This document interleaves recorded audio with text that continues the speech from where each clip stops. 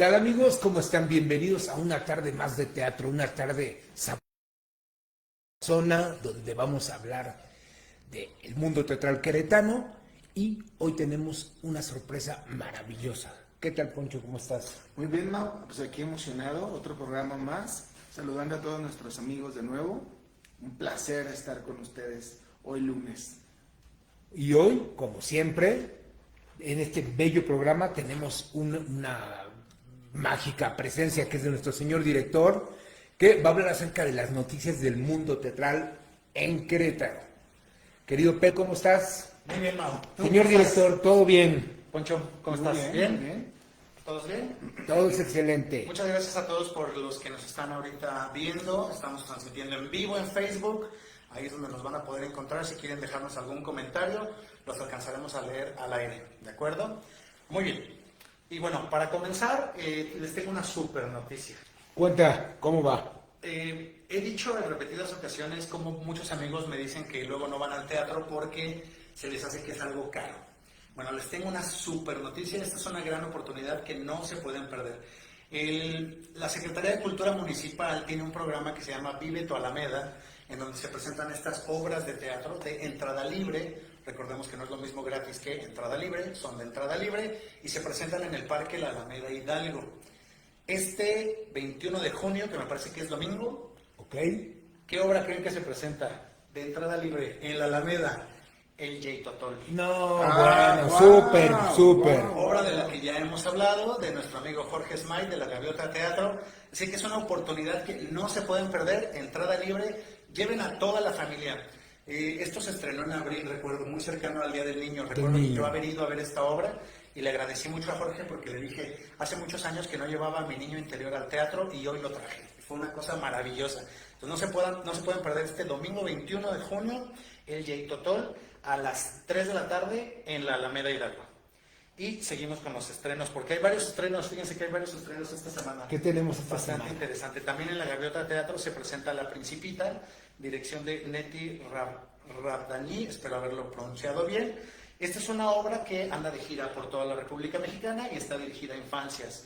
Es el cuento clásico del Principito, pero acá se están imaginando una ficción en donde en vez de Principito hubiera sido Principita. Principita. ¿Qué cosas hubieran cambiado de la historia, ¿no? Porque cambiándole un poco el punto de vista de ser un niño a ser una niña, quizás algunas cosas hubieran cambiado. Entonces me parece algo muy interesante. Es este domingo 21 de junio, única función en la Gaviota Teatro a las 5 de la tarde.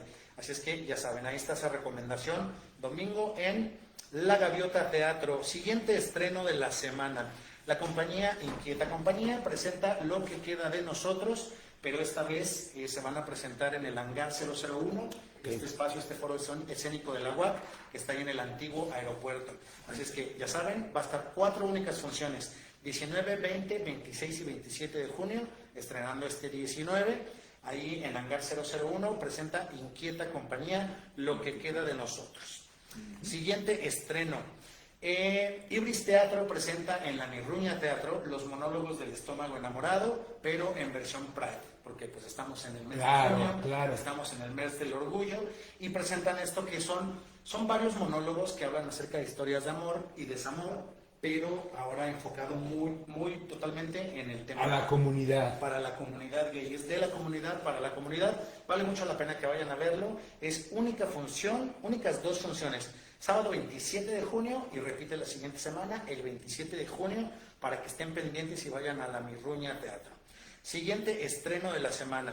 Circo Teatro presenta en el Museo de la Ciudad, Ciudad Circo, Romeo y Julieta, una adaptación de este clásico, pero imaginado desde el punto de vista de circo. Recuerden que nuestros amigos de Circo Teatro pues mezclan el arte circense con el arte escénico. Vale mucho la pena que se den la oportunidad de ir a vivir esta experiencia. Es única función, sábado 20 de junio.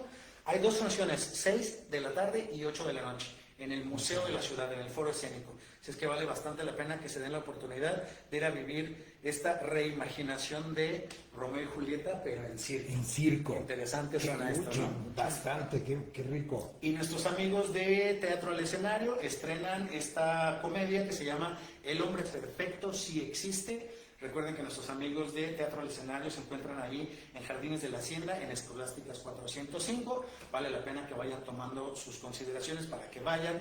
Es de estos teatros que no están en el centro histórico, si lo que quieren es ver teatro, pero no venir al centro porque tienen el tema de que el estacionamiento y que es un rollo. También está en Jardines de la Hacienda, un poco más cerca de ustedes, para que vayan a verlo. Teatro al Escenario presenta El Hombre Perfecto sí existe. Dice que es una divertida, intensa y reflexiva comedia. Así es que ya saben, si quieren divertirse, ahí está esta opción. Y bueno, me parece que son todos los estrenos que tenemos para esta semana. Recuerden que si quieren ver la cartelera completa, visiten nuestro sitio croteatro.com/cartelera y ahí van a encontrar todos los estrenos de esta semana y lo que resta del mes. ¿De acuerdo? Perfecto. Pues los dejo para que recibamos a nuestro invitado. Muchas gracias, señor director. Gracias. Y hoy estamos de manteles largos, ¿verdad? Así es. Así es. ¿Saben que es algo bien interesante? Yo creo que al final de cuentas todo el teatro toca con la vida misma en sí. Pero ¿qué tal ese teatro que toca la historia de un país, un momento específico de la historia? Qué difícil, ¿no? Y sí, y para eso tenemos uno de los expertos más grandes en una de las piezas más hermosas que hemos podido conocer, que se llama Yo Maximiliano, y las manitas que lo producen son nada más y nada menos que las manitas de Jorge Flores. Bravo. Jorge Flores, bienvenido. Gracias. Bienvenido. Muy amables, gracias. Saludos a todo su público y gracias por la invitación.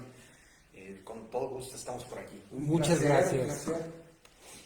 Híjole, qué difícil hacer teatro histórico. Pues yo creo que la pues, estrategia correcta primero es tener un conocimiento, ¿no? Amplio de la historia. En mi caso soy historiador y un apasionado de la historia desde que soy pues, niño. Ya me llamaba mucho la atención.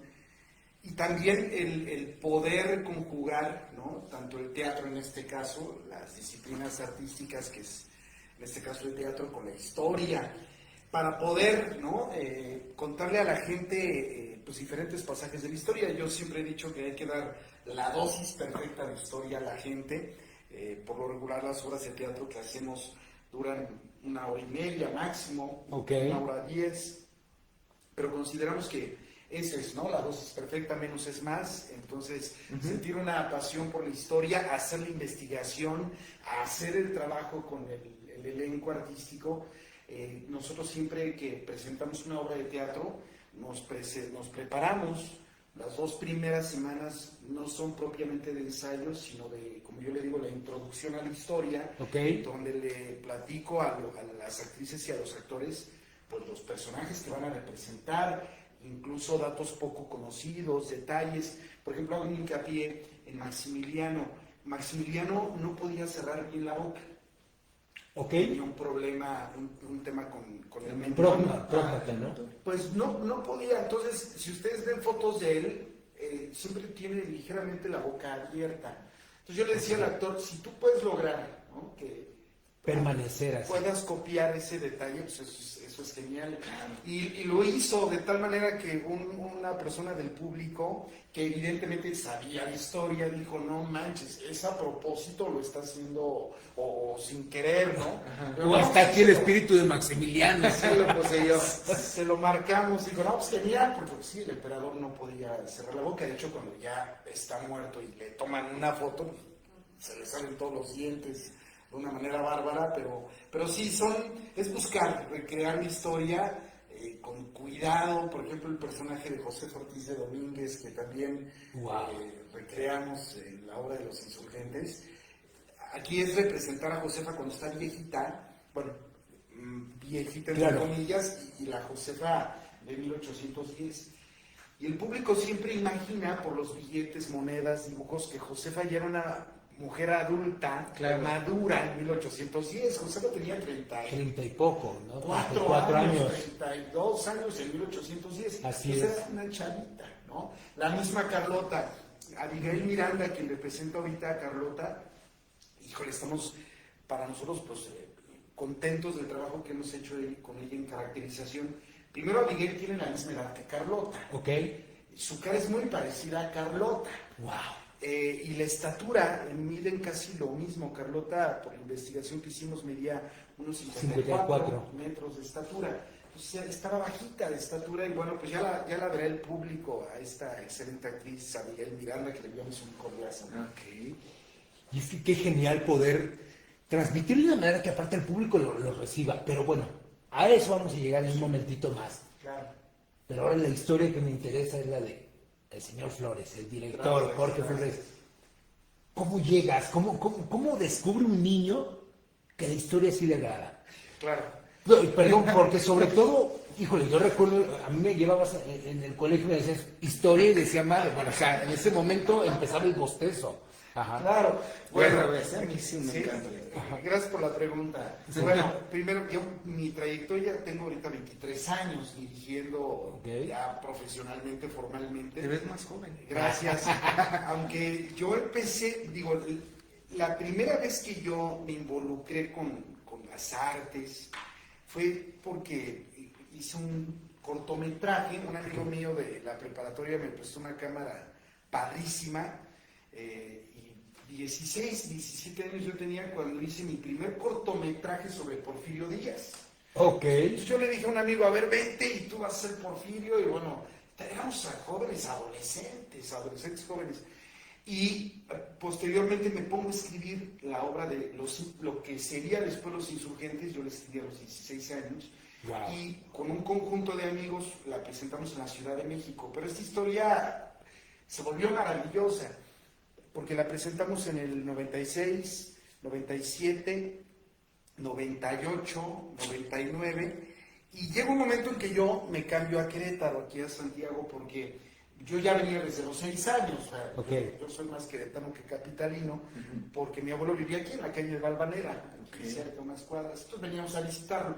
Entonces ya me cambio formalmente en el 2002, y mis primeros amigos pues eran gente mayor que yo. Pepe Sirop, que en paz descanse, fue de mis primeros grandes amigos en Querétaro.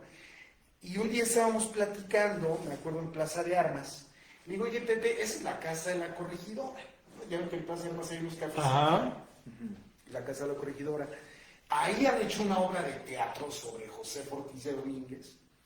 Me dice, mira, no propiamente, hicieron un recorrido, pero por fuera, fueron al Mesón de Santa Rosa, trajeron creo que un actor famoso, de quien era Rogelio Guerra, si no me equivoco, pero lo hicieron 1 año o 2 años, nada más, pero adentro de la casa no, porque además es Palacio de Gobierno, ya no hay nada histórico, De vestigio histórico. solamente la peineta y alguna que otra placa, entonces olvídalo, pero aquí y por acá. Claro. Y habrá pasado una semana que yo me presenté en Palacio, cuando todavía estaba descubierto por dentro, el patio principal, y va saliendo a quien ahora es, y considero mi amigo, don Ignacio Loyola, que en ese entonces era el gobernador, y le platico. Entonces, don Ignacio le dice a su asistente, a su particular, perdón, a Carlos Esquivel, le dice, oye, a ver, atiende al joven, muy buena onda. Y me dice Carlos, bueno, ¿qué necesitas? Pues la casa. Nada más. Nomás esto, completito. ¿Y a qué hora? En la noche. Ajá. O sea, lo más difícil. Sí. Y no, ellos pensaban que yo quería hacer la obra en lo que sería la sala de cabildos. Claro. Desde donde sale el gobernador y da el grito, ¿no? Cada año. No, yo le dije, no, para tener más impacto vamos a hacerlo en el patio, porque además en el patio sabemos por la investigación histórica que hemos hecho de que ahí se realizaron algunos bailes. Ah, está bien. ¿Y qué días? Pues viernes, sábados y domingos, ¿no? Ajá. Entonces, bueno, yo hice mi carta a Santa Claus, como dicen, Peticiones. y no pasó una semana, era de noche, yo recuerdo, me hablan por teléfono, les repito, yo no conocía todavía tanta gente, y me acuerdo, 442-238-5000, ¿Qué óvole? y me contesto, y esto lo cuento, pues ya lo puedo contar, ya hay confianza, y bueno, los resultados ahí están.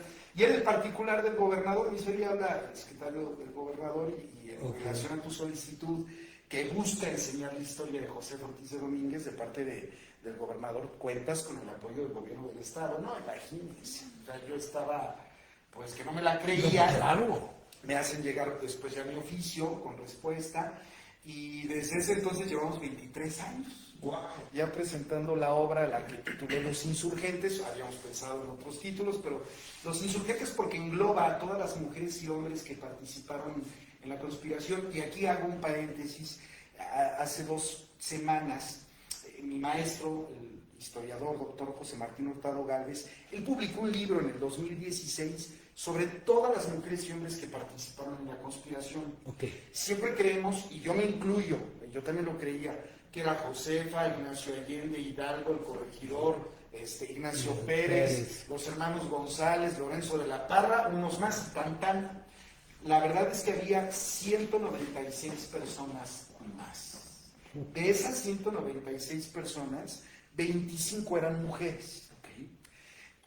Mi maestro hace toda la investigación, incluso les recomiendo ampliamente este libro a su público. Se llama La Conspiración de Querétaro de 1810, del autor doctor Martín Hurtado Gálvez. Y mi maestro llega incluso a decirte qué fue de ellos después de la conspiración. Tristemente algunos fueron ejecutados. Okay. Y los libros de texto no le habían hecho honor a ellos. Claro. Cuando algunos de ellos, repito, fueron ejecutados. Imagínate, te ejecutaron y aparte claro, te lo reconocen. ¿Qué hicimos? Bueno, pues yo le dije a mi maestro, vamos a rendirles un homenaje. Y con el apoyo de la delegación Bizarrón de Montes, le envío también un fuerte abrazo a Luis Fernando, que es el delegado de Bizarrón. Nos donaron una placa de mármol, pusimos los nombres de las 196 personas. Wow. Y develamos la placa con el Ejército Mexicano en el Museo de los Conspiradores. Ahí está. Entonces invito a la gente a que quiere encontrar algún pariente lejano, tal vez, claro, vayan a visitar la placa. Es genial. Francamente, pues lo hicimos con todo el amor, con todo el gusto, con esta pasión por la historia que les decía al inicio, yo siento. Y también porque es nuestro deber honrar a la patria. Es que es una reivindicación, claro, sí, a tantas y tantas manos, tantos mentes, tantos cuerpos, sí, que se entregaron para que todo esto sucediera, para que vivamos de esta manera. Claro, y incluso hay uno que otro conspirador muy interesante, por eso, por ejemplo, Manuel Moctezuma. Manuel Moctezuma era un conspirador de clase alta, o sea, tenía recursos. Digamos que no lo hizo por beneficiarse, no. O sea, el hombre vivía muy bien, pero era muy culto y era un líder. Y él pues, influyó para la toma de decisiones en la conspiración de Querétaro. Entonces ahí está su nombre, era menester también ponerlo. Y bueno, nos sentimos muy contentos y agradecemos el apoyo del Ejército Mexicano y de la licenciada Ana Paola López Virlain, secretaria de Cultura, por haber hecho esto también posible. Claro. No, es que cómo no. Es un aporte incluso a los anales de la historia. Claro. Porque regularmente esos nombres se diluyen y nunca más vuelves a saber qué pasó. Exacto, y bueno, pues de la investigación del libro de mi maestro, ya lo llevamos, ya lo plasmamos en una placa, y queremos también poner una placa en el portal de Valderrama. Está aquí a una cuadra, desde donde Pérez salió con el mensaje, y desde que yo soy niño no recuerdo que haya una placa que le diga al visitante y a la queretana y al queretano, desde aquí salió el alcalde. Estamos trabajando en ese proyecto también para poder develar ahí una placa y que la gente conozca su historia. Y bueno, entonces con los insurgentes pues ha sido todo un proceso, ha ido desarrollándose. Actualmente participan 22, no participan 196, pero sí, pues no nos alcanza la nómina, pero sí participan 22 artistas, actrices y actores, y bueno, pues es realmente mágico y maravilloso poder recrear la historia de Josefa ahí, claro, donde realmente vivió, y vivió ahí durante 8 años.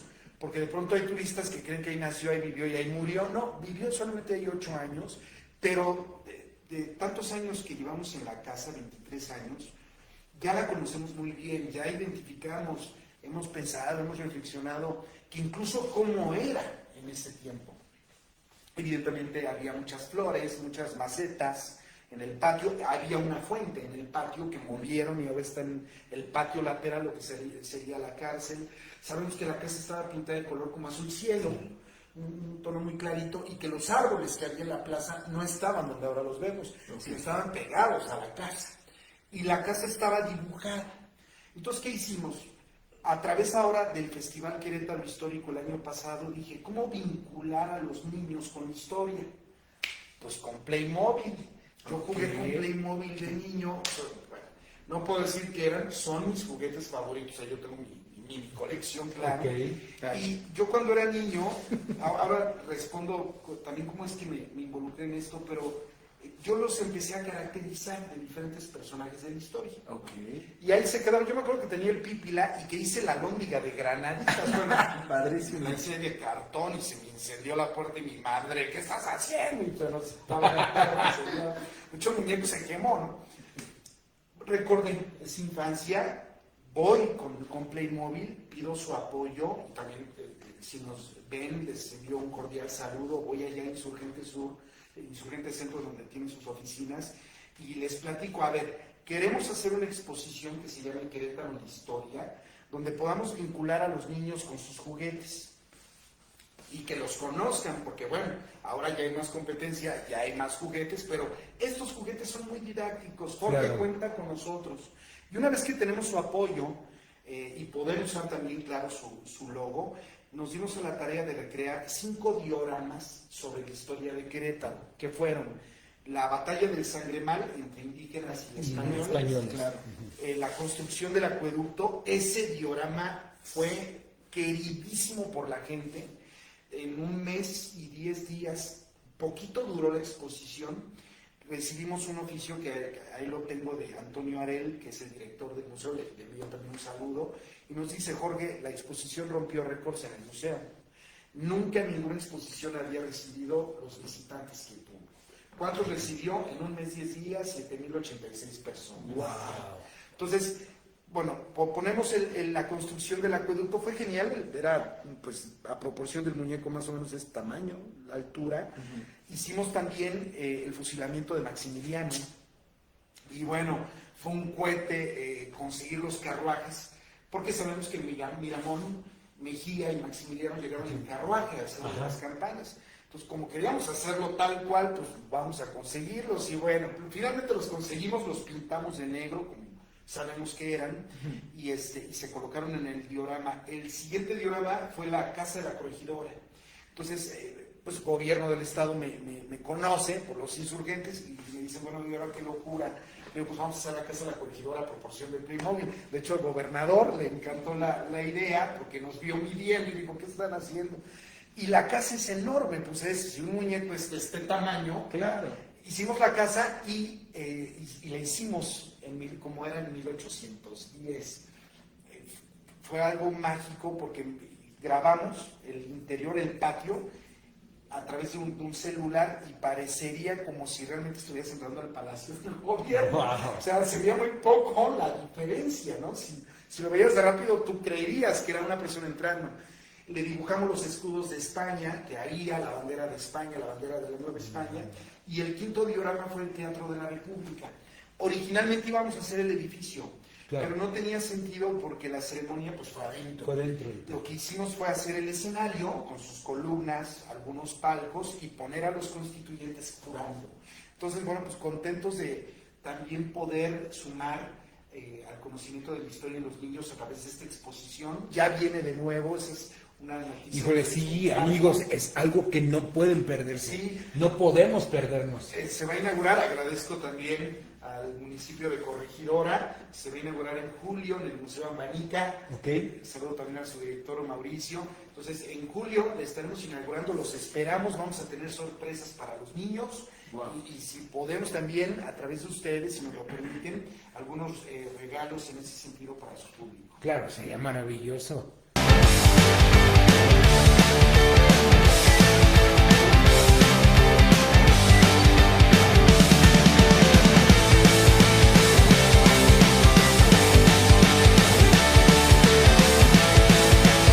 Oye, Jorge, cuéntanos, regresando al teatro, ¿cómo es el proceso de tus actores para empaparse con sus personajes?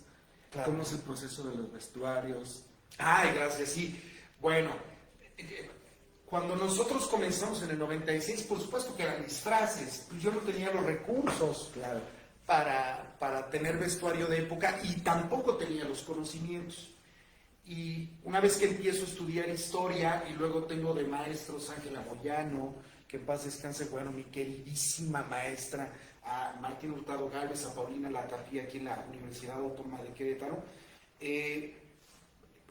me especialicé en el vestuario de época, porque era algo que a mí me llamaba la atención y yo siempre he tratado de ser muy específico con eso, ¿no? Claro. A ver, estas telas, cero, ¿no? No había poliéster. Ya puedo identificarte incluso los cortes. Claro. Pero es de leer, ¿eh? O sea, sí es de meterte un clavado y leer, investigar. Claro. Y empiezo a vincularme con recreadores en Europa, en España y en Francia. Y entonces nos empezamos a compartir, y también en Estados Unidos, nos empezamos a compartir información y los bocetos. Si puedes conseguir un boceto de una casaca del siglo XVIII, pero es un poco complicado porque como no las producían en serie, sino a pedido, entonces pues era algo complicado encontrarlos. Sí los hay, pero bueno, si lo hay, va a ser de determinada talla, ¿no? Claro. Y bueno, entiendes que, por ejemplo, tenían una entretela aquí adentro. Esto hace que tengan una rigidez y que les haga una caída, ¿no? Entonces, bueno, cuando los insurgentes eran menester presentarle al público una obra de calidad y que también el vestuario fuera lo más apegado posible. Entonces empezamos a trabajar también con gente aquí, ateliers, costureras aquí en Querétaro, y era padrísimo porque les pasábamos los bocetos y nos decían, en mi vida he hecho esto, ¿no? O sea, este corte está, incluso me mandaban llamar porque decían, es que no le entiendo, o sea, ¿cómo es este ¿Cómo corte? se une? Claro. Sí, pero finalmente lo logramos, y no solamente eso, sino que además tratamos de que los vestuarios fueran de paño, que era la tela que se usaba, y el paño sí le da una caída y pues un grosor, ¿no? Especial. Los sombreros, los bicornios, tricornios. Y entonces, bueno, fuimos vinculándonos, repito, con historiadores y recreacionistas de Europa principalmente, y ya tenemos, por ejemplo, vestuario de época que nos hace principalmente allá, porque, por ejemplo, mosquetes, somos los en Experimenta México, que tengo el orgullo de dirigir.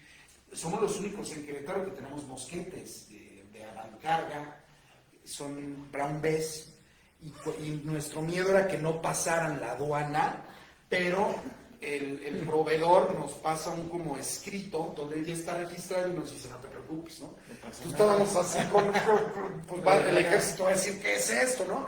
Aparte están cegados, o sea, tendría uno que abrirlos, etc., pero no hay manera, ¿no? Son réplicas, pero muy bien hechas. O sea, claro, disparan, ¿no? Sí, gatillo, son de metal, están muy bien hechos. Luego conseguimos fusiles Enfield de la época de Juárez y Maximiliano. Esos son un poco más pesados, esos todavía no se han usado, ahí están guardados. Ahí están guardados, espero que ya los usemos pronto. Para la segunda edición del Festival Querétaro Histórico, yo dije, a ver, cada que inauguremos el festival, vamos a ir rolando los personajes de la historia. El año pasado fue una guardia de soldados del virreinato, ¿no? Con sus mosquetes, sus cartucheras, sus bicornios, sus casacas, sus polainas. Pues ahora vamos a hacer los de soldados del siglo XVI. Y ahí les va el cohete. Tuvimos que traer los morriones, estos de metálico, que son verdaderos, o sea, claro, esos sí son verdaderos. Y el problema no fue la aduana, sí pasaron fácil, el problema fue el peso. Y él se claro, el costo. Sí, claro, ya me imagino. Entonces dijimos, a ver, nada más nos alcanza para 4 y con sus bolas, ¿no? Pero eso los trajimos desde el año pasado. Este año ya conseguimos las picas, las lanzas. Y ahora sí los uniformes, y se veían espectaculares. Llamaron mucho la atención porque recorrieron todo el centro histórico, mencionando el inicio del festival. Entonces cada año vamos a ir agregando más bien presentando una época diferente. Wow. Entonces, bueno, pues tratamos de ser lo más específicos para que la gente sepa esto. Por ejemplo, los zapatos de Villa, famosos del siglo XVIII, sí, claro, esos los traen de Estados Unidos, porque tienen su tacón, claro, tienen su corte muy específico. Entonces, toda esa, que yo les puedo decir, pues, magia, ¿no? La tenemos guardada y la presentamos cada que tenemos obras de teatro, Porque también, ¿no? Si vamos a hacer teatro histórico, pues tratamos de ser lo más apegados posible. Y es que fíjate que dentro de toda esta producción hay un problema, bueno, que podría generarse como problema. Y es que en la historia siempre va a haber gente que te va a decir, no, ese dato es incorrecto.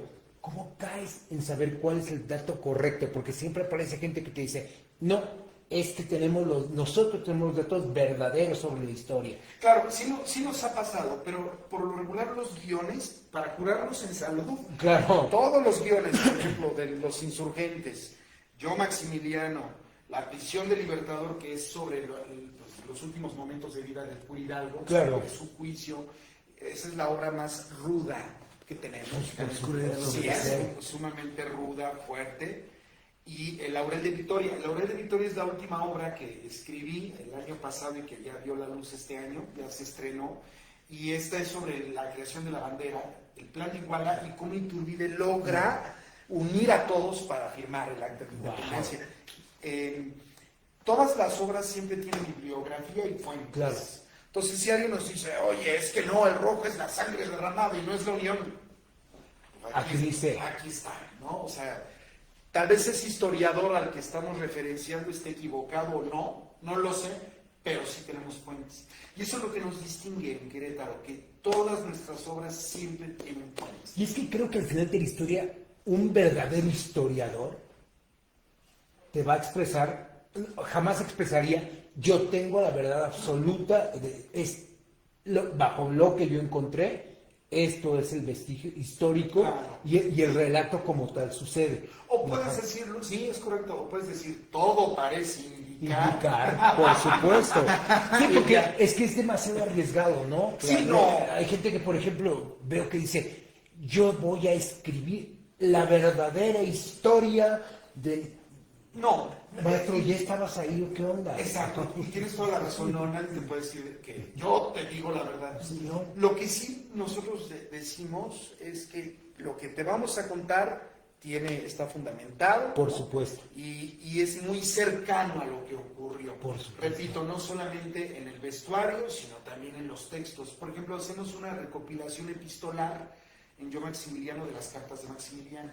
Ahora sí que no fueron sacadas de la manga, Sí, ¿no? sino de ahí. Estas son cartas que escribió Maximiliano y el mismo actor las lee. O en Los Insurgentes hay algunos textos, de las memorias de Josefa que se tomaron y se hablan, se mencionan en la obra, ¿no? Claro. Entonces están escuchando realmente el pensar y sentir del personaje en cuestión. Además de que esto que nos estás hablando, o sea, son momentos de la historia en los cuales es el México más convulso. O sea, era como muy difícil realmente que esos vestigios se permanecieran intactos y tal cual, ¿no? O sea, por ejemplo, encontrar cartas es una maravilla, es un tesoro auténtico. Sí, yo alguna vez tuve la fortuna, el honor de tener entre mis manos, claro, mis manos tenían guantes. En el Archivo General de la Nación, una carta del corregidor Miguel Domínguez que le había escrito a un amigo. Okay. Y yo dije, no man, o sea, si esto le ponemos luz especial, ultravioleta,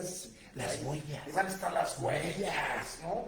Pero sí, y esas cartas, se los comparto, esas cartas hay en el Archivo General de la Nación. Entonces, es muy interesante. ¿Y qué hacemos entonces? Todo esto, por ejemplo, si hablamos de Maximiliano y del Imperio, vamos a hablar durante 2 semanas con los actores. Wow. Y vamos a hacer una mesa de trabajo y vamos a platicar, vamos a compartir conocimientos, vamos a pensar y a reflexionar, oye, ¿por qué crees que Maximiliano hizo esto? ¿Por qué crees que dijo esto? Entonces, muy interesante porque, por ejemplo, Los Insurgentes, que son 22 artistas, no, hombre, las pláticas se ponen muy, muy apasionantes, muy interesantes. Finalmente esto es, vitamina para el actor, por así decirlo. Claro. Le da toda la información para poder construir su personaje. Exactamente. Bueno, les voy a interrumpir un poquito porque vamos a ir a un pequeño corte. Claro que sí. Perfecto. Ahorita regresamos, amigos. Sí, como estamos. Mi cuerpo. Hacemos corte de audio, matamos los micrófonos, nos están viendo, nos están escuchando. Entonces podemos hacer este breve corte. Te ofrecemos una botellita de agua. Me tomé un café, gracias. Ya me tomé mi café. Tenemos aquí, mira, la agüita mineral clasificada y saborizada. Yo si tuviera repelentes agudos. ¿No está? Pero sí, comiendo, estoy así de... Oye, aparte, estás hablando de la región geográfica de México con más impacto, o sea, y todo sucedió, es que todo aquí fue dinamitazo tras dinamitazo. Sí, sí. Todo aquí transformó completamente la historia. Aquí ha sido. Yo no en Puebla. Yo no. Yo estoy bien, gracias. Sí, gracias. Yo, ¿Les parece iniciar ahorita en esta siguiente parte? Nos enfocamos un poquito más en el tema de, ya hablamos un poquito acerca del contexto, de dónde vienen las obras, cómo es la preparación, los vestuarios, todos esos datos están increíbles.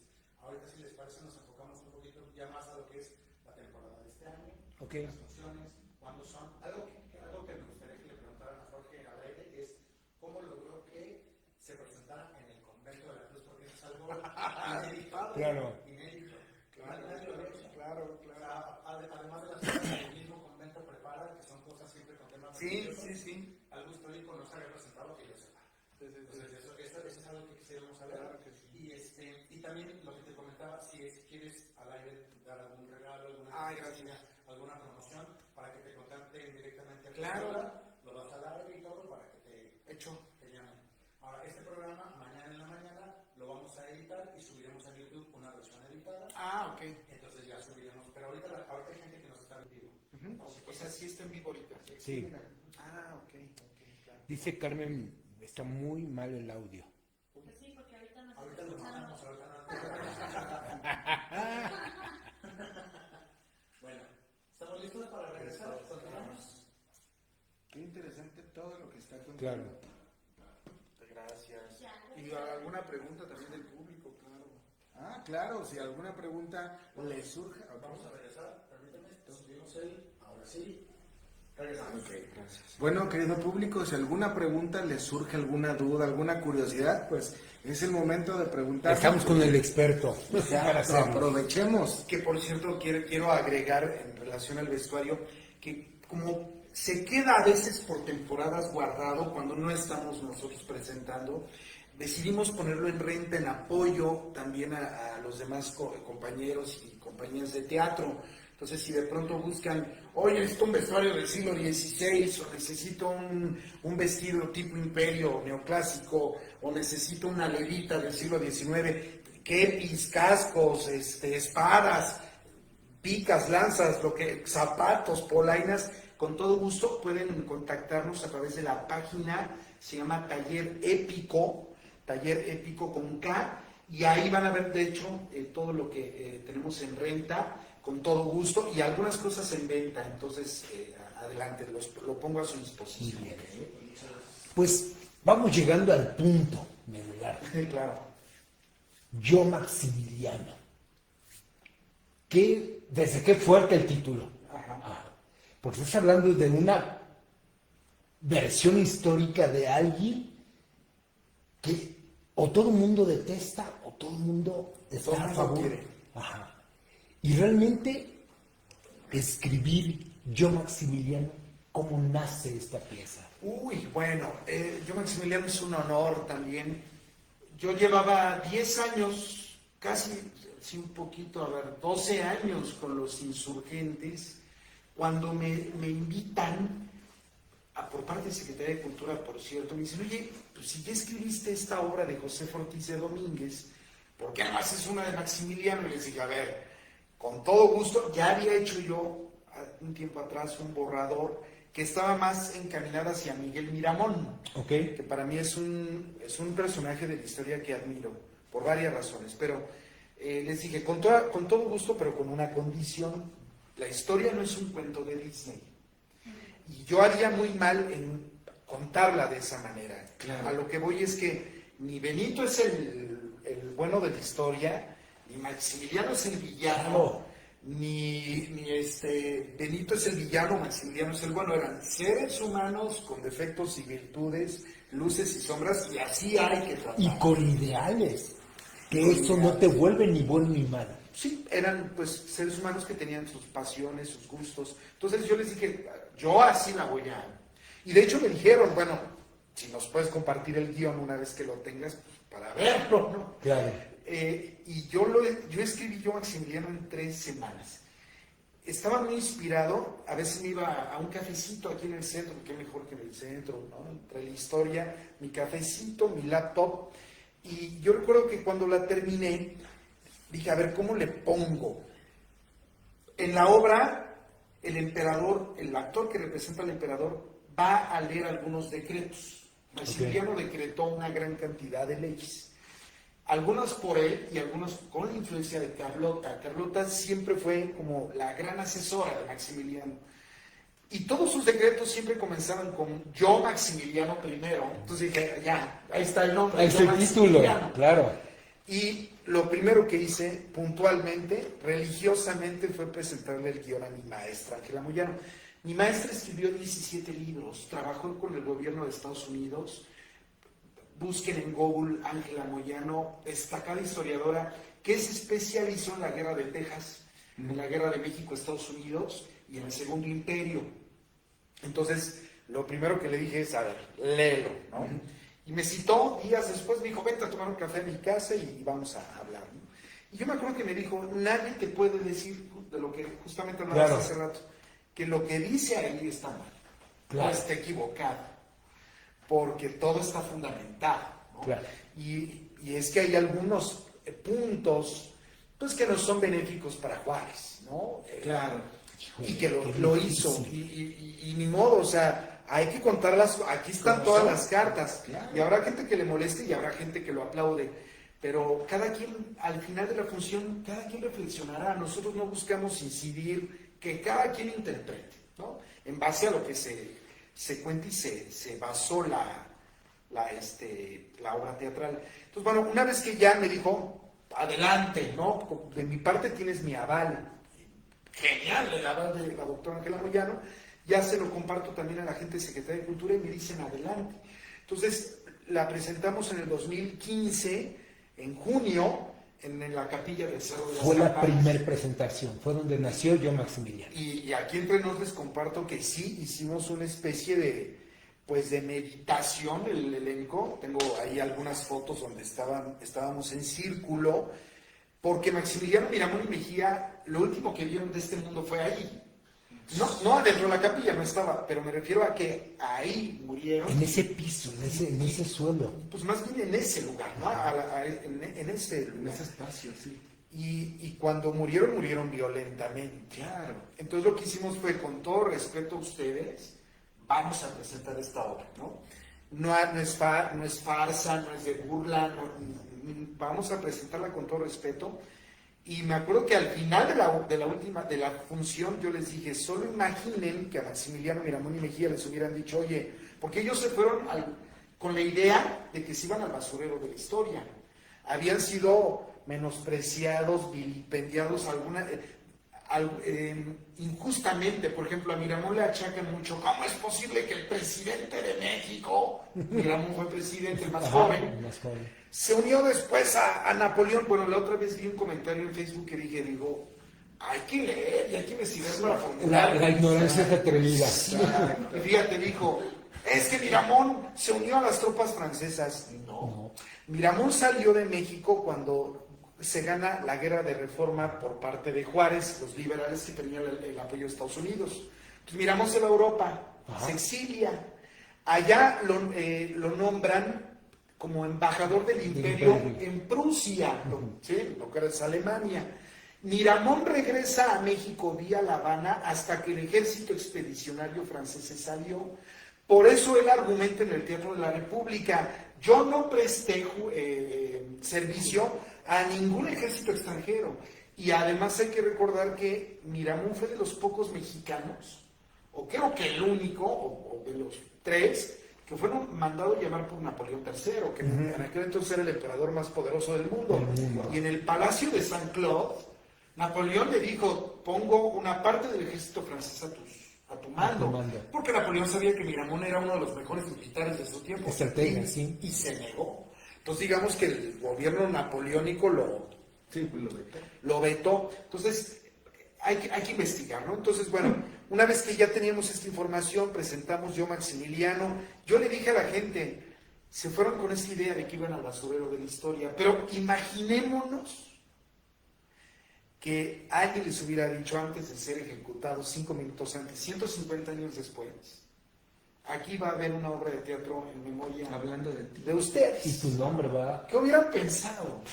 No lo sabemos. Pero el hecho es de que presentamos Yo Maximiliano y yo les quiero compartir una gran anécdota que nos ocurrió. Por favor. Meses después fue tanto el éxito que yo mando llamar a Raúl Buenfil, que fue el gran galán de las telenovelas de Televisa, en Quinceañera, no recuerdo, Muchachitas, no recuerdo, yo no veía telenovelas, pero sí recuerdo que Raúl era muy, muy visto. Lo invitamos a hacer Maximiliano de Habsburgo, que Maximiliano hizo en noviembre del 2015, o sea, repetimos la temporada, y en enero, febrero del 2016, yo recibo una llamada. Y, oye, ¿tú escribiste Yo Maximiliano? Sí, tú la diriges, sí, ¿cuánto tiempo te tardaste? Bueno, total, yo le pregunto, oye, ¿tú quién eres? ¿No? Y dice, mira, yo soy el asistente de Carlos Felipe de Habsburgo Lorena. Él es nieto del último emperador de Austria, bisnieto de Francisco Fernando, al que mataron en Sarajevo, y tataranieto de Carlos Luis de Habsburgo, hermano de Maximiliano, y quiere hablar contigo. ¿Qué hice, no? Que rompí. Total, al otro día acordamos una hora en específico y hablamos de una manera maravillosa. Y él dijo, mira, Jorge, y también envió un cordial saludo a mi querido amigo don Carlos Felipe de Habsburgo, porque él me dice, mira, hay 2 obras de teatro en México sobre el antepasado.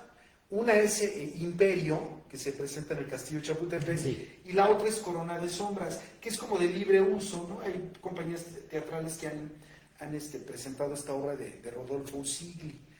Me dice, pero falta Yo Maximiliano. Yo ya vi esas 2, pero no he visto Yo Maximiliano, ya me enteré que están allá en Querétaro, quiero verlo.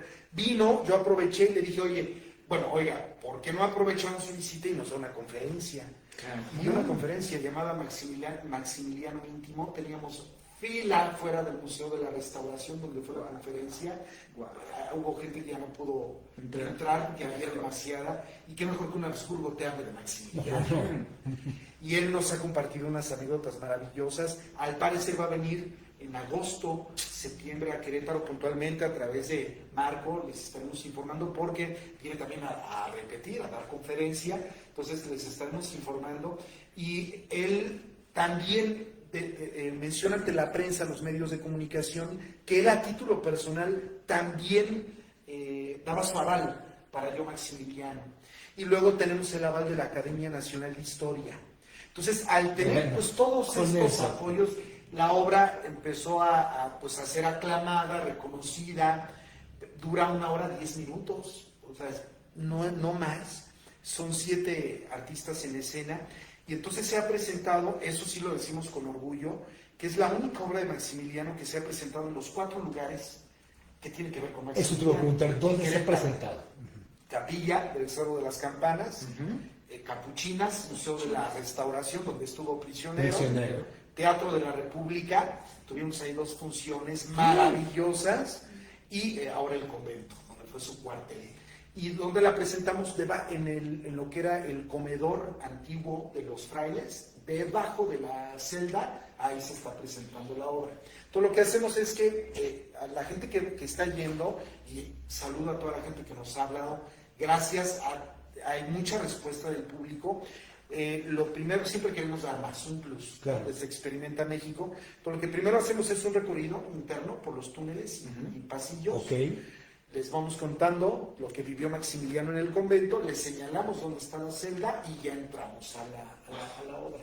Es la primera vez que una obra de teatro se presenta.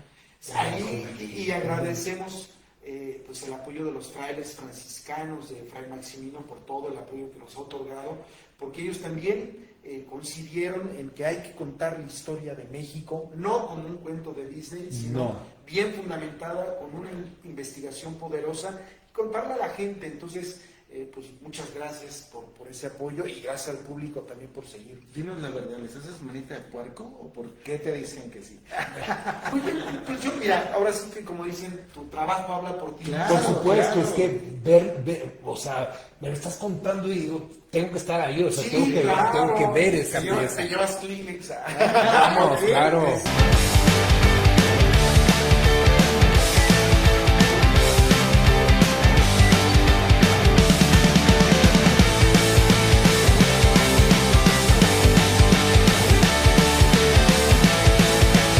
Tenemos, por ejemplo, el apoyo del gobierno del estado de Querétaro, que siempre de una manera muy generosa y también con la camiseta bien puesta de contar la historia de México, nos ha permitido presentar la obra en la Casa de la Corregidora y en el Cerro de las Campanas. Entonces yo creo que nuestro trabajo, ¿no? Ya habla La por sí Experimenta solo. México habla por nosotros y yo creo que es por eso que dijeron adelante. Claro.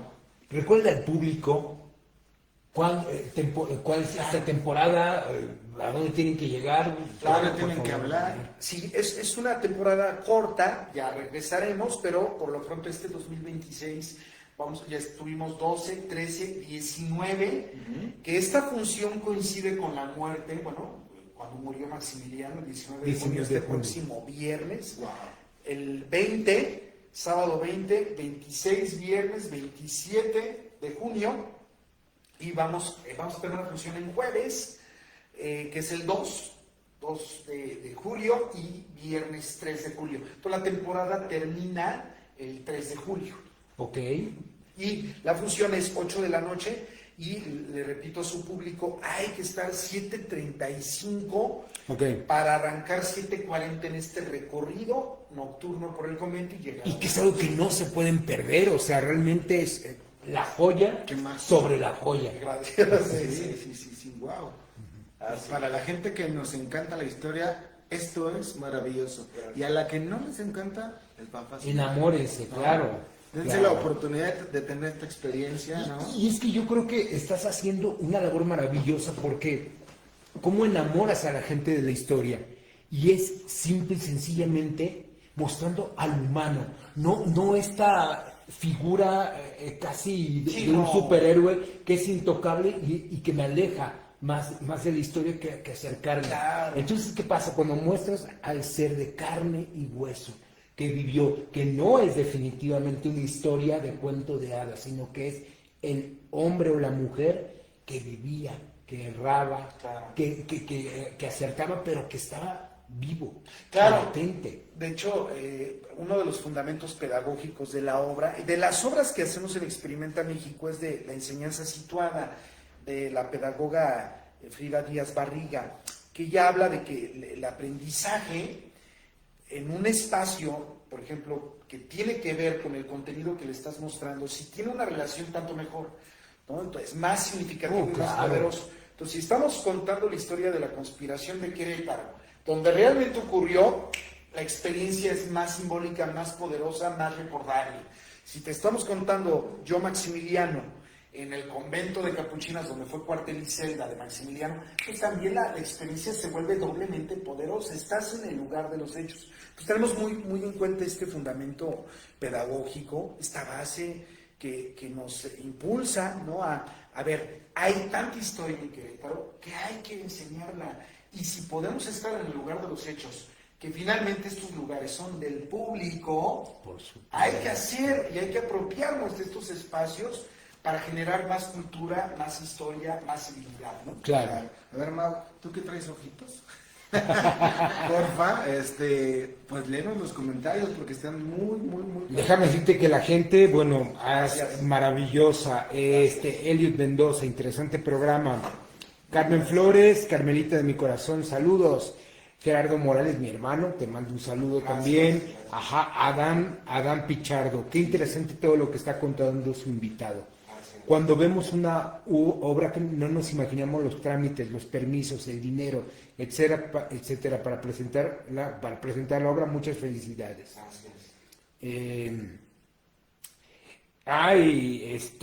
Bueno, aquí, ¿qué más? Lisette Díaz, hola, ¿cómo se puede formar parte? Pues acudiendo al teatro. Pero me imagino que ya dice del elenco. Del elenco. Bueno, Claro, pues puede escribirnos. De hecho, ya vamos a comenzar el casting para Los Insurgentes. Ok. Ya no están tan lejos.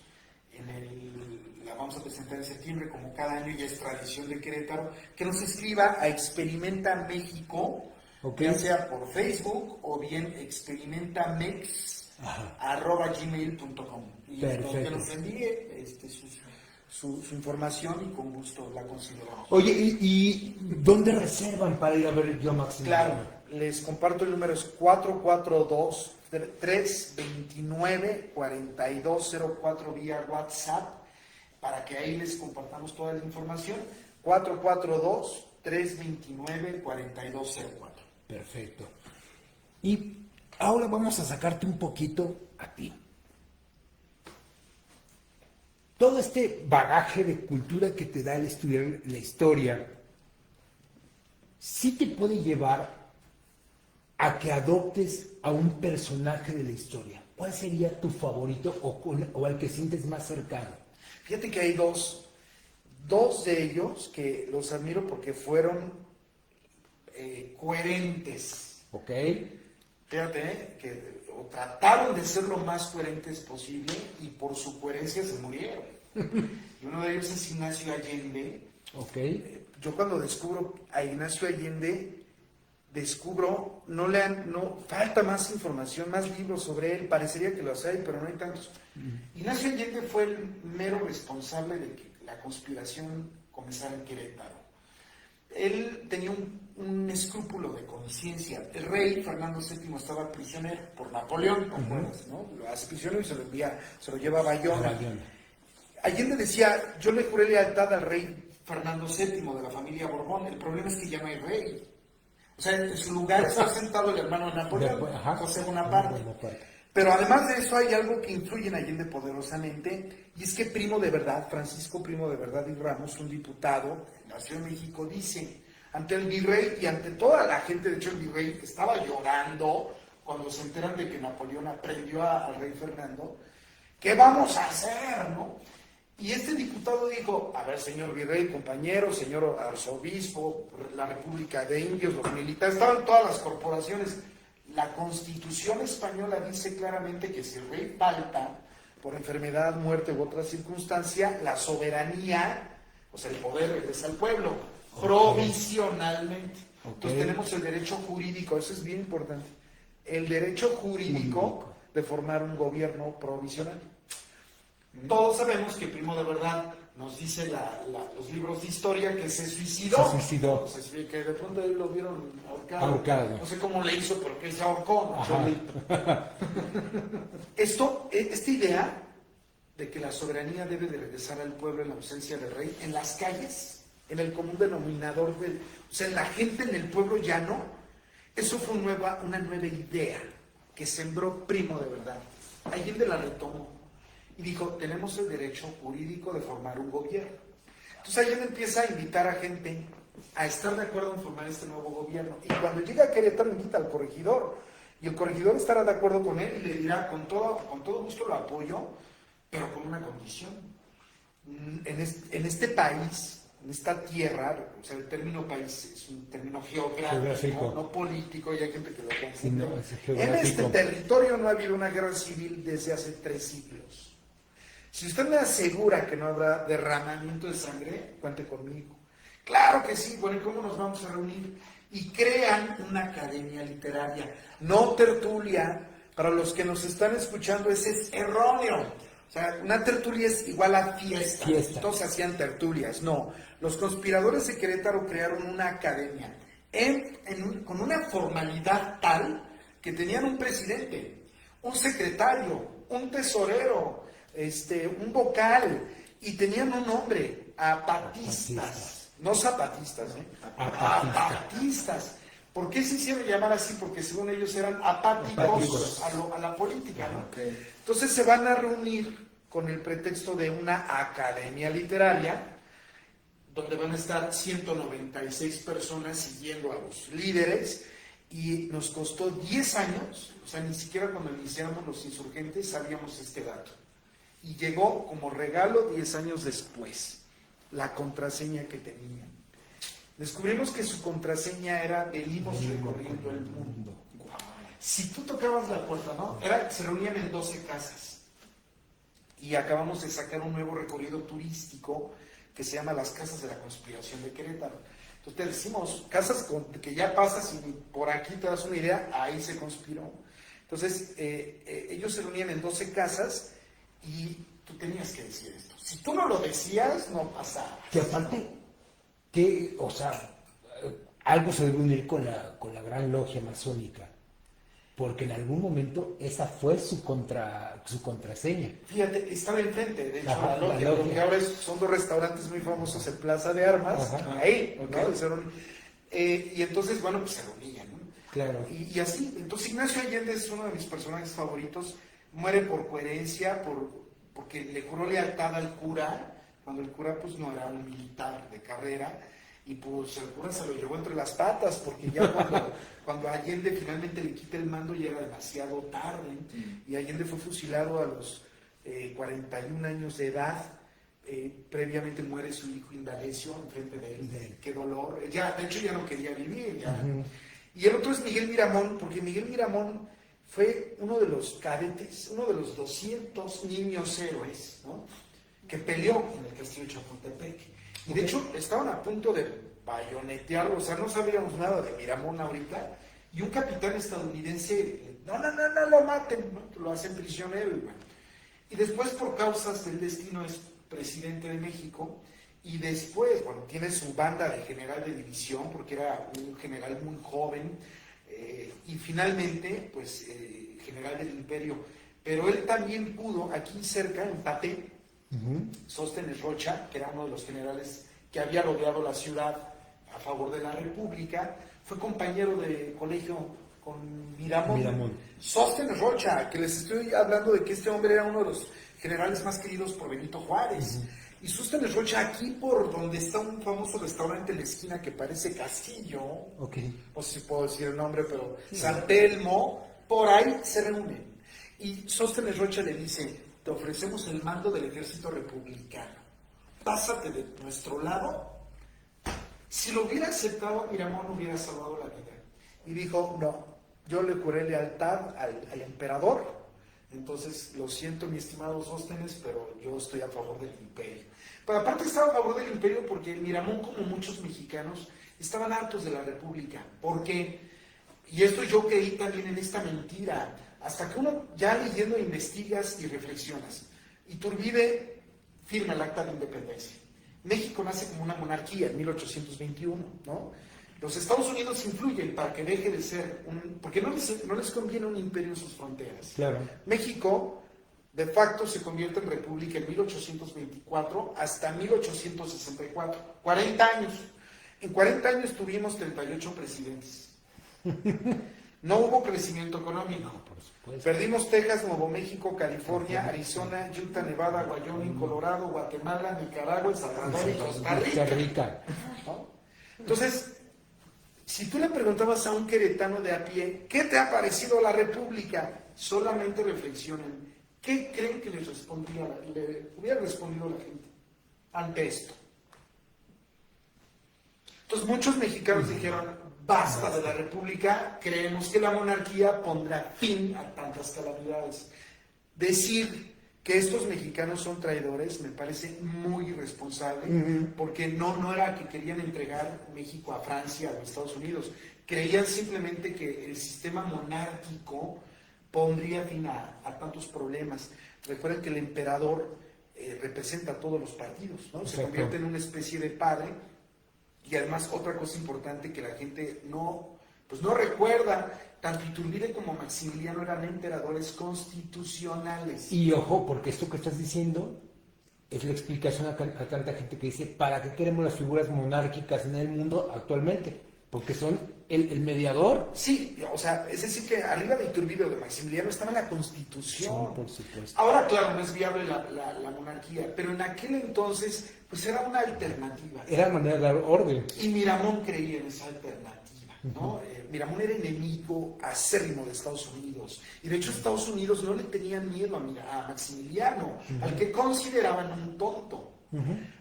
Estados Unidos le tenía miedo, pero a Miramón, porque Miramón ya había demostrado su valor. Recuerden que estuvo a punto de aprender a Juárez en Zacatecas. Ajá. Y es cuando Juárez huye, pero a caballo, porque sí agarraron el carruaje. Y seguramente aquellos estaban felices, ya lo logramos. Y sorpresa, abren la puerta y no estaba Juárez.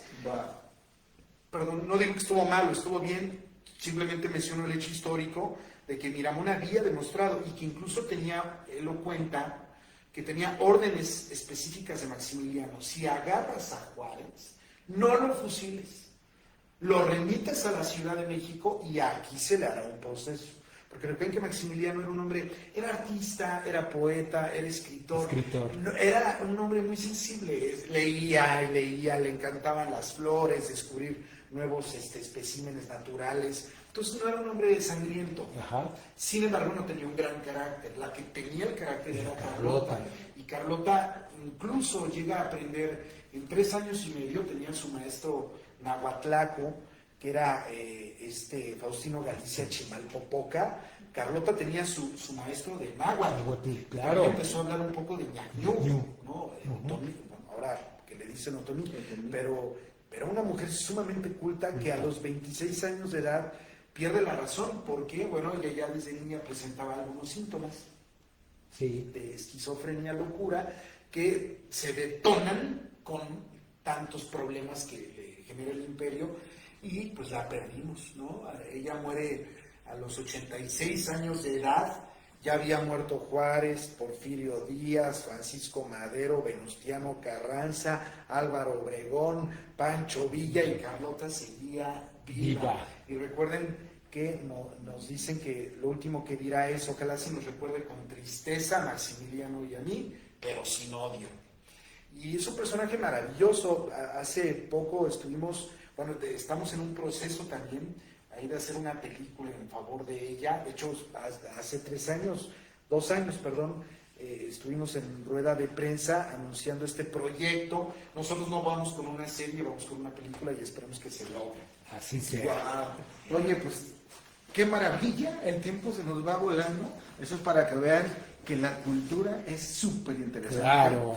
La historia, se nos va. Sí, Claro. Para cerrar este programa, así con una pregunta que tenemos curiosidad. A ver, compártenos cuál es tu dato histórico más curioso que tienes. Bueno, a ver, hay muchos.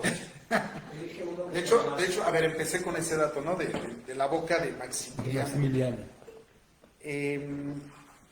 Por ejemplo, un dato sobre Maximiliano que yo, cuando tengo la fortuna, además por mi pasión por la historia, llegué a ser guía de turistas. Desde el 2003 primero fui guía del Museo Regional.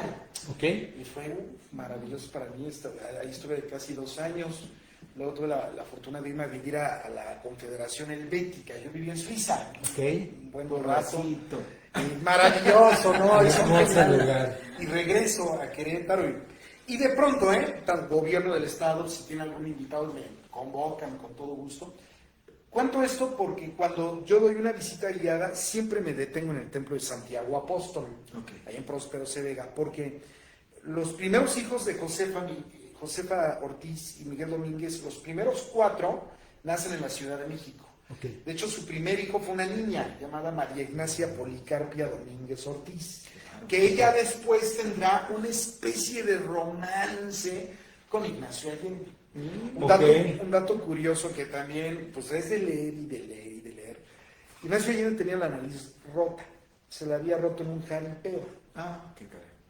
Entonces, aún así tenía un pegue tremendo en San Miguel, o sea, casi todas las damas querían con él, porque pues decían que era muy galán, que era pues con carácter, aventado, y en un jaripeo se lastima la nariz y está a punto de fallecer.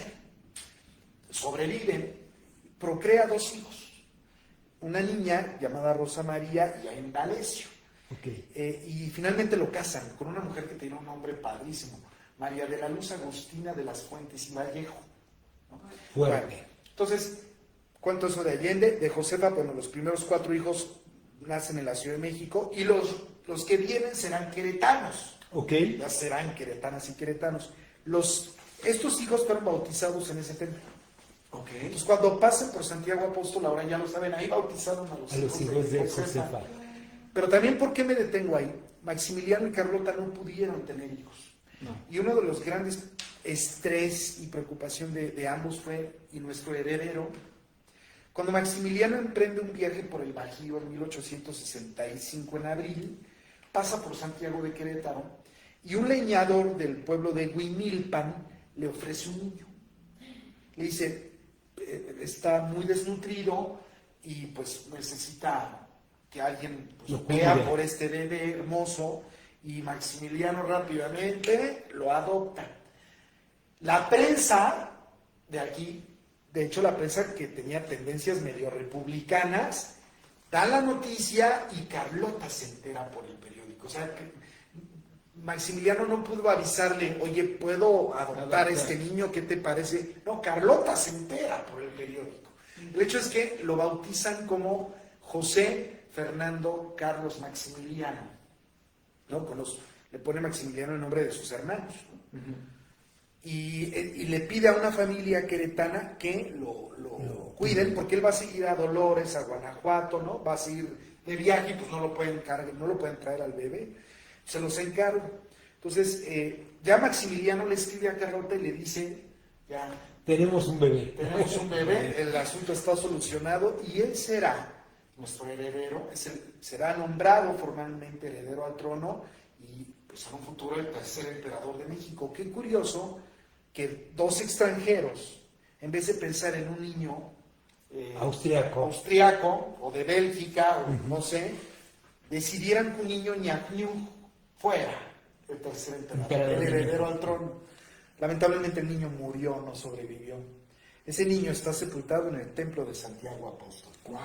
Okay. Entonces yo cuando paso con algunos turistas o amigos les digo, aquí está sepultado ese niño El tercer emperador de México. que tiene una historia breve pero poderosa, un símbolo, ¿no? Híjole, qué Entonces, maravilla, qué maravilla, qué maravilla Bueno. ver todo este recorrido de las joyas queretanas desde tus ojos. Gracias. Otro dato, si tengo tiempo, cuando a Fernando VII lo hacen prisionero, pues llega la noticia a toda la Nueva España, ¿no? Llega la Gaceta y le fue dando la noticia a la gente. ¿Y qué hizo el corregidor? Manda pintar a Fernando, que no era muy galán que diga, lo manda a pintar más o menos unos 4 metros y le ponen palmas, adornos, flores. Y en la esquina de 5 de Mayo y Plaza de Armas, donde está este portal del Palacio de Justicia, ahí colocaron el retrato, ahí recargadito. Imagínense 5,000 queretanas y queretanos arrodillados hasta delante del corregidor jurándole lealtad. Porque cuando llega la noticia de que ahora el nuevo rey es Pepe Botella, pues todos dijeron, no, el rey legítimo es Fernando VII. Entonces, para no quedar mal, en cada ciudad y pueblo le rindieron homenaje. Y tristemente la gente no lo sabe, ¿no? En Plaza de Armas, Tomás Mejía, que muere con Maximiliano, entra a caballo a la casa de la corregidora, sube a caballo, baja en la sala de cabildos del caballo, pero seguramente estaba sumado el caballo, y ahí le lanza una proclama a los queretanos. Tomás Mejía era sumamente querido, al grado de que no le decían general, le decían el Tata Tomasito, ¿no? Y también le decían jamás temió, ¿no? Porque justamente con las letras que conforman su nombre se hacía esta palabra, ¿no? Entonces, un personaje muy interesante. Pues los invitamos ahora sí a que ustedes mismos descubran la historia leyendo, investigando y en la manera en que nosotros podamos colaborar. Les pedimos que estén atentos en las redes sociales Experimenta México. Nosotros nos dedicamos a la promoción, difusión, transmisión de la historia de México a través del arte, en este caso el teatro, y a través del turismo. Entonces así sumamos, ¿no? a la patria. Y siempre lo he dicho, no podemos amar lo que no conocemos. Claro. Para amar a México debemos de conocer su historia. Bueno, mira, para despedirnos, aquí Ana Fernández dice que saludos a Jorge, Gracias. que Gael y ella. Ay, gracias. Te aman. Primero, mira, yo me fui, primero puso Gael te ama y lo borró, dijo, no, Gael y yo. Un beso. Te vi. Gracias, saludos. Al ratito nos vemos. Muy bien. Pues amigos, esto ha sido una emisión deliciosa. Y bueno, que queremos otorgar a su público 5 cortesías individuales para el día sábado 20 de junio, sábado 20 de junio, 5 cortesías individuales, ya sea que ustedes establezcan alguna dinámica o que nos escriban, si te parece bien, que nos escriban ahorita en los comentarios, y de todos los que nos ponen en los comentarios, yo quiero participar, hacemos una rifa rápida y que eso se lo Perfecto. Ajá, claro que sí. Eso sí es que y les esperamos 7:40 en la puerta del convento para que nos dejen hacer magia. Ahí por lo pronto nos tienes a nosotros, este viernes. Pero el viernes, porque es el mero día de... Es el mero día. Amigos, pues esto fue En las Tablas. Muchas gracias por su presencia. Nos vemos el lunes que entra con más sorpresas. No se lo pierdan.